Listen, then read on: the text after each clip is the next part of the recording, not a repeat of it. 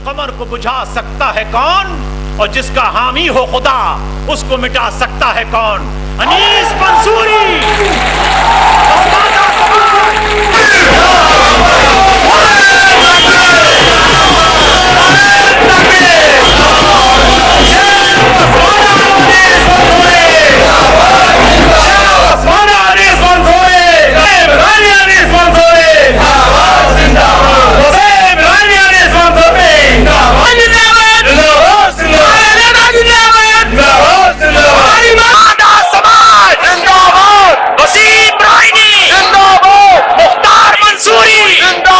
हमारे सामने बैठे सभी बुजुर्ग हजरात, नौजवान साथियों, भाइयों, और आज पहली बार हिंदुस्तान के अंदर जो एक तवारीख लिखी जा रही है, इतनी तादाद में ख़वातीनें जो मुत्तहिद हैं, इकट्ठा हैं।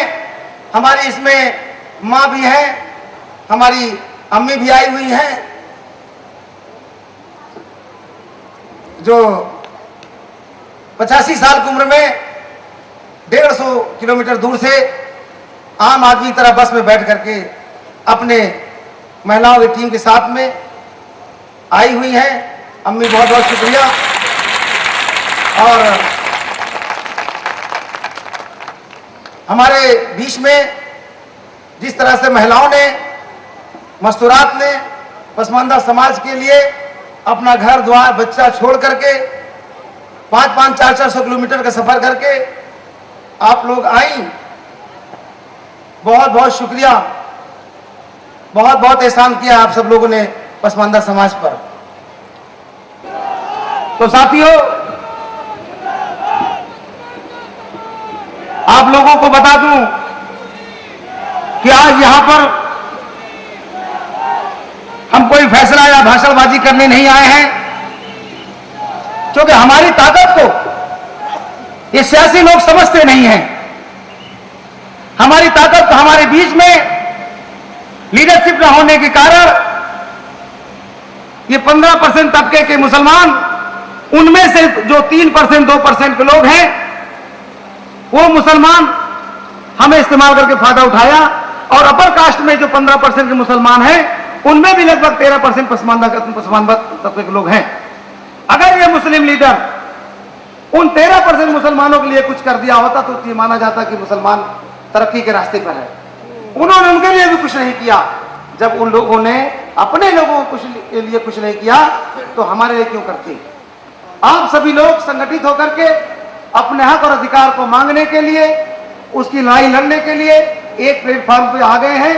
सारे सियासी हलके में खलबली मची हुई है, सारे नेता परेशान हो गए हैं कि ये क्या हो रहा है भाई।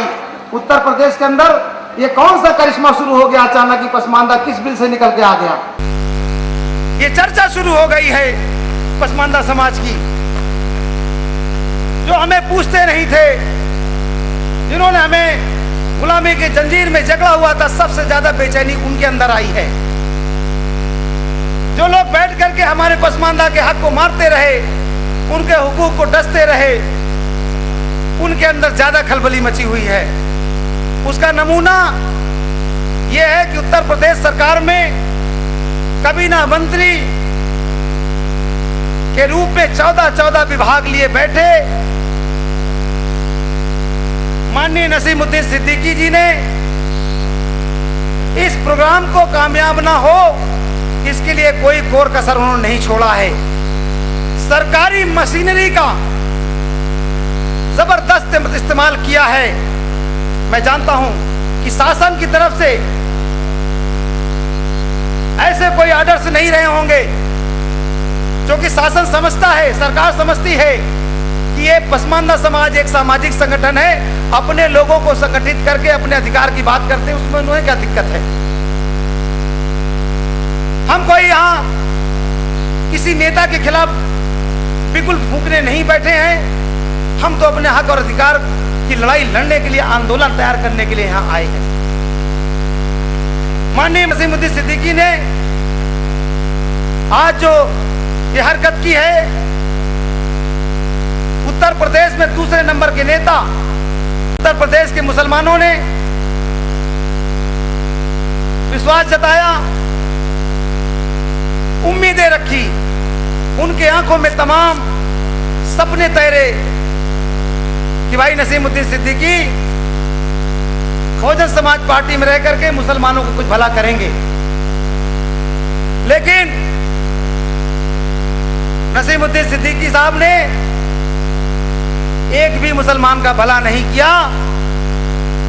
और इसको उत्तर प्रदेश की मुख्यमंत्री बहन कुमारी मायावती जी को समझना चाहिए कि आपके बीच में जनाधार विहीन 14 विभाग लेकर बैठा नेता एक भी मुसलमान उसके पीछे नहीं है। आज इस भीड़ को देख करके उन्हें आभास हो जाएगा कि नसीमुद्दीन सिद्दीकी की मुसलमानों के बीच में हैसियत क्या है।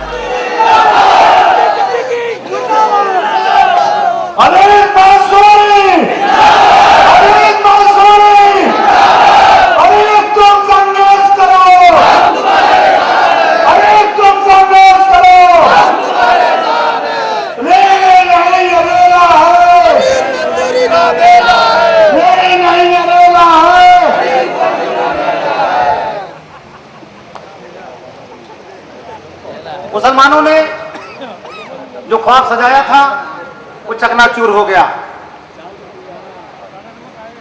नसीमुद्दीन सिद्दीकी ना तो एक अच्छा नेता है, ना तो एक अच्छा वक्ता है, ना तो एक अच्छा प्रशासनिक यानी एडमिनिस्ट्रेटर है, ना एक अच्छा इंसान है और ना एक अच्छा मुसलमान है।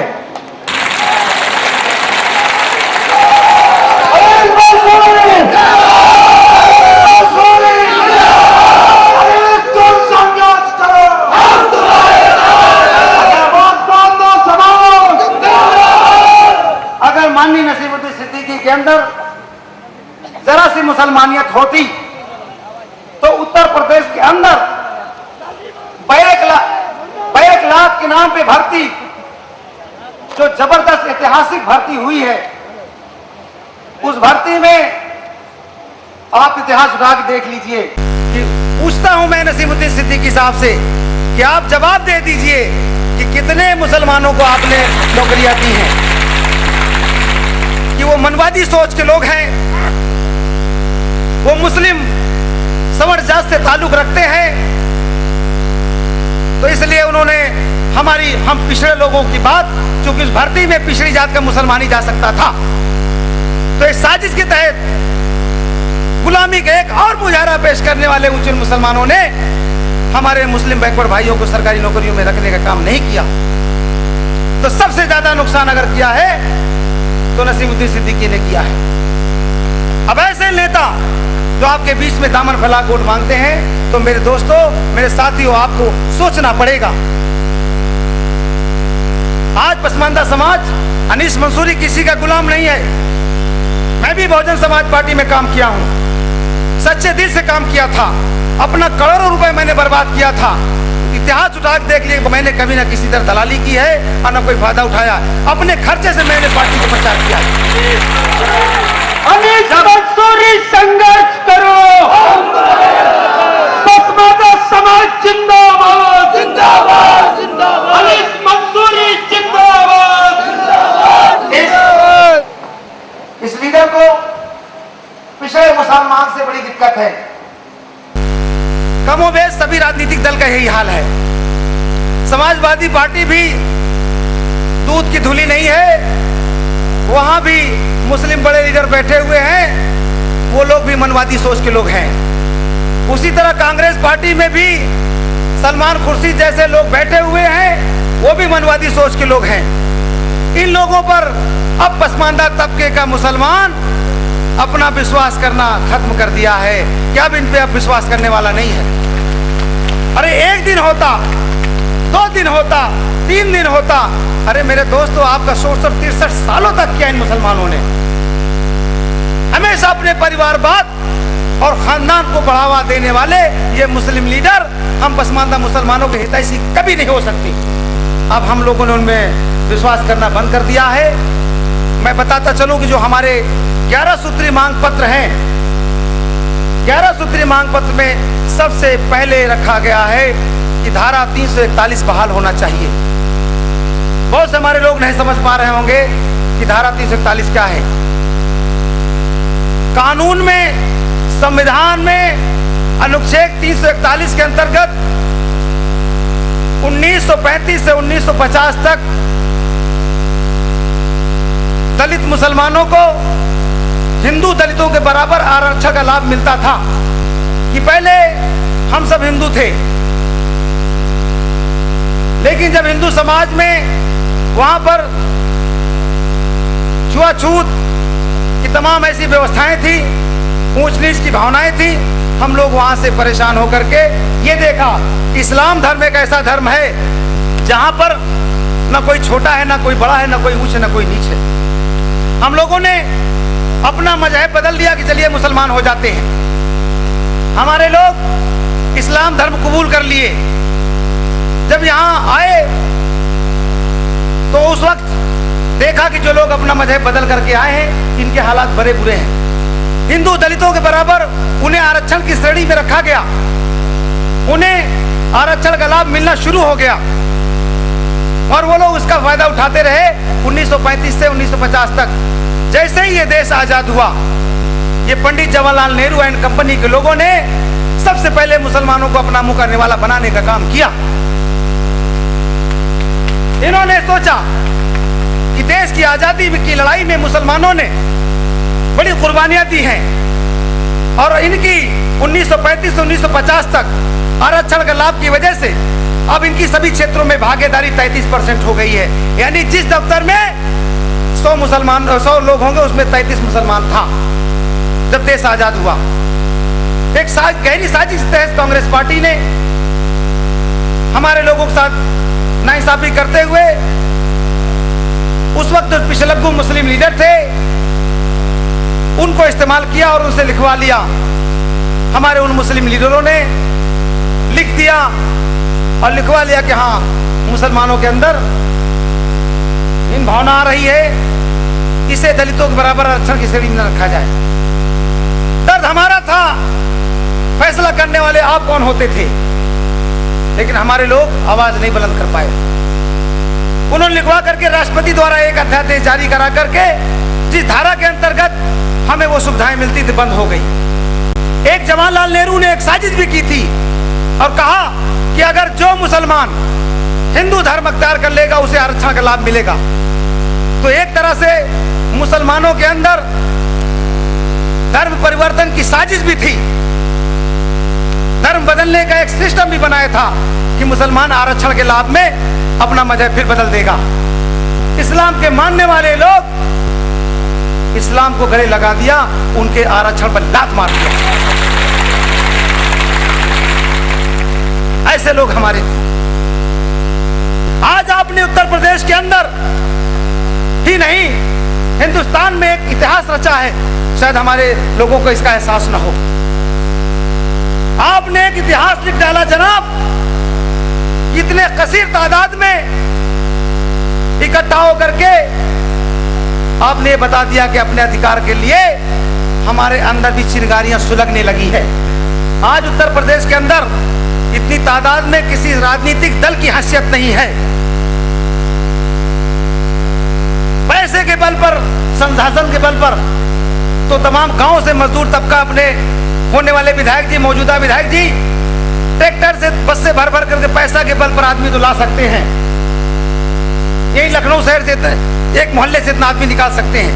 लेकिन यहाँ पर जो लोग बैठे हुए हैं, ये उत्तर प्रदेश के अलावा दूसरे स्टेट के लोग भी मोजिज लोग आए हुए हैं। ये लोग जिम्मेदार लोग हैं, इनके पीछे लाखों लाखों लोग हैं, वो अकेले नहीं है, इनके पीछे लाखों करोड़ों लोग हैं। वो लोग आ जाए, इनको मालूम है अनीस मंसूरी एक ग्राम प्रधान तक भी नहीं है, ना ग्राम प्रधान है, ना सांसद है। सियासी हल्के में यही तो सोच पैदा हो गई है कि अनीस मंसूरी के पास कोई पद नहीं है, पसमानदा का पद है, ना तो विधायक है, ना एमपी है, ना कोई प्रोटोकॉल है। इसके पीछे लाखों करोड़ों लोग दीवाने हैं पसमानदा के नेताओं के पीछे, लाखों करोड़ों लोग दीवाने हैं। ऐसा क्या है भाई? एक अगर सांसद को कोई प्रोग्राम कराना होता है, विधायक को प्रोग्राम कराना होता है, तो बहुत से लोग कहते हैं भाई इनकी रैली में चलो, नहीं विधायक जी काम नहीं करेंगे। बहुत से लोग कहते हैं कि नहीं जाएंगे तो विधायक जी परेशान करेंगे। बहुत से लोग कहते हैं कि शायद कुछ काम में आ जाएंगे। बहुत से लोग ये सोचते हैं कि भाई क्षेत्रीय विधायक है, क्षेत्र के लिए कुछ काम करेंगे, चले चलो। तमाम तरह के बहुत से लोग डर में दहशत में चले आते हैं कि विधायक जी कहने में नहीं चलेंगे, मुकदमा लगवा देंगे। तो तमाम कई बातें सोच करके तब उनकी रैलियों में आदमी इकट्ठा होता है।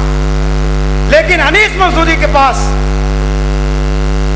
ये जानता है आदमी, ये पसमानदा समाज जानता है, हमारे लोग ये जानते हैं कि इसके पास कुछ भी नहीं है, फिर भी लाखों लोग आज कुर्बान हैं, कुर्बानियां देने के लिए पसमानदा अधिकार की लड़ाई लड़ने के लिए तैयार हैं।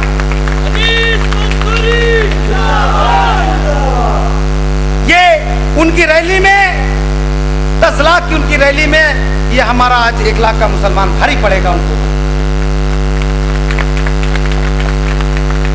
मेरे साथियों, बात बहुत कुछ करनी थी, मैं आपको बताता चलूं।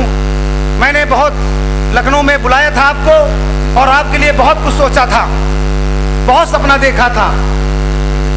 इसका एहसास शायद आप लोगों को नहीं होगा। इस कार्यक्रम की जिस दिन नींव डाली गई, जिस दिन ये प्रोग्राम तय हुआ, जब पता चला उन लोगों को, तो इस प्रोग्राम को कामयाब ना होने के लिए तमाम षड्यंत्र रचते रहे, हमारे लोगों को तंग करते रहे। रात में होर्डिंग पोस्टर नहीं लगाने दिया। ये पुलिस प्रशासन के लोगों ने यहाँ पंडाल लगाने के लिए भी बहुत परेशान किया। परमिशन देने में भी 2 महीना नाच नचाया कि किसी तरह से पसमानदा का प्रोग्राम हो ना पाए। इसके लिए कोई और नहीं, माननीय नसीमुद्दीन सिद्दीकी पूरी तरह से लगे हुए थे। सारे प्रशासन के लोगों पर सरकारी डंडा चला रहे थे। आप लोगों को खाना पकाने के इंतजाम हमने रखा था। जैसे ही बाग में वसीम साहब ने आलू के बोरे गिराए, सारे पुलिस आ गई और तुरंत डंडे के नोक पर वहां से सारा पतीला भगोना उठा करके सारा किचन का सामान लदवा करके अगर उठाओ नहीं हम गोमती में फेंकवा देंगे। वो कैटरिंग वाले लोग सामान लेके चले गए। तमाम अभी बसें अमौसी एयरपोर्ट पे रोक ली गई, सीतापुर रोड पे रोक लिया गया, हरदोई रोड पे रोका गया। तमाम पुलिस वाले तैनात होकर के हमारी बसों को वहां रोका गया। अभी जो छूट करके बेचारे आ रहे हैं, धीरे धीरे जो जांच फुर्सत पाता है चला आ रहा है। तो इस तरह परेशानी में हम आपके लिए खाने का इंतजाम नहीं कर पाए हैं, क्योंकि इतना वक्त नहीं बचा कि हम कहीं और करते। उन्होंने कहा कि अगर कहीं और इंतजाम करोगे तो यहाँ हम बटने नहीं देंगे खाना और तुम्हें गिरफ्तार करके जेल भेज देंगे। तमाम साजिश करते रहे। हम लोग इस प्रोग्राम को कामयाब बनाने के लिए बचते रहे कि भाई ठंडे ठंडे चलो, नहीं तो ये पावर में ताकत में लोग हैं। बाबा रामदेव अन्ना हजारे लोगों को उठा फेंक दिया मंच से। तो शासन में ताकत है और सरकार ने उस ताकत का भरपूर इस्तेमाल किया है हमारे ऊपर। तो हम अपने पसमानदा समाज के लोगों से माफी चाहते हैं कि आप लोग पूरी रात पूरा दिन भूखे हैं। मैं भी आपके साथ भूखा हूं, आवाज नहीं निकल रही है, इतना सताया गया हूं। हम आपके लिए खाने का इंतजाम नहीं कर पाए। आज जब सब लोगों को पसमानदा के नाम पे एक रोजा रखना पड़ेगा कि हमने रोजा रखा है।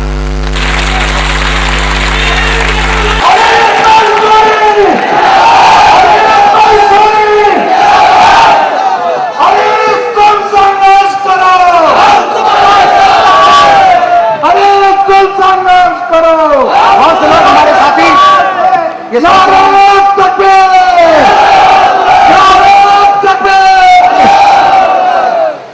जहां पर हम लोग संगठित होते हैं, जहां हम लोग इकट्ठा होने शुरू होते हैं, ये लोग हमारे बीच में सियासी मौलानाओं को भेज करके हमको अपने रास्ते से हटा देते हैं, बहका देते हैं। तो अब इनकी बातों में नहीं आना है। अब याद कर लीजिए और हाथ उठा के कह दीजिए मेरे साथियों आज कि ये पसमानदा समाज के जो भी ऐलान होंगे, ये पसमानदा तबके के लोग बात मानेंगे। सब लोग एक बार उठ करके हाथ उठा करके समर्थन दे दीजिए, मानेंगे।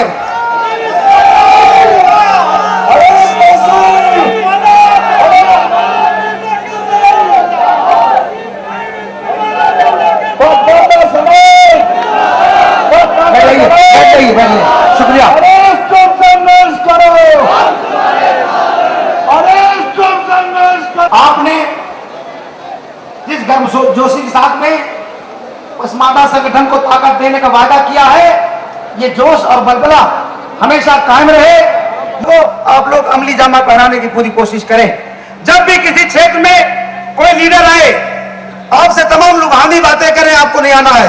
आपको एक बात बोलना है कि हम पसमानदा समाज के लोग हैं, हमारे पसमानदा लीडर का जो ऐलान होगा हम उसको मानेंगे। हमने 63 साल तक आपके पीछे चलने का काम किया। आपने 63 सालों तक हमें गुलामी की जंजीर में जकड़ करके रखा है। अब आप पे हमारा विश्वास उठ गया है। अब हमने तुम में विश्वास करना बंद कर दिया है। अब हमारे पसमानदा समाज में क़यादत आ गई है। हमने पसमानदा समाज से लीडर पैदा कर दिया है। इसलिए अब हम लोग पसमानदा समाज के लीडर के पीछे चलने का काम करेंगे। जिस दिन आपने वहां क्षेत्रीय नेताओं को यह बात कह दिया तो मेरे दोस्तों एक संदेशा चला जाएगा। ये सियासी हल्के के लोग हमारे 11 मांग पत्र को लेकर के हमारे दरवाजे पर पैरों पर अपना आकर के माथा रगड़ेंगे कि अनीस मंसूरी साहब आइए, पसमानदा समाज के हक को हम दे रहे हैं, हमारी सरकार बनवा दीजिए। तो पसमानदा के बताए रास्ते पे चलूंगा इंशाअल्लाह ताला। आपके हक अधिकार की लड़ाई लड़ने के लिए अनीस मंसूरी को अपने टीम के साथ में, अपने कोर कमेटी के साथ में, सभी मुस्लिम पिछड़ी बिरादरियों के साथ में और अपर कास्ट के जो मुस्लिम पसमानदा तबके के लोग जो हमारी मदद कर रहे हैं, उनके साथ में यह आंदोलन खड़ा कर दिया है और उनके साथ लड़ाई लड़ने में हमें मदद मिलेगी इंशाअल्लाह ताला। एक दिन उत्तर प्रदेश के अंदर पसमानदा का राज होगा, पसमानदा की सरकार बनेगी और पसमानदा समाज राज करेगा।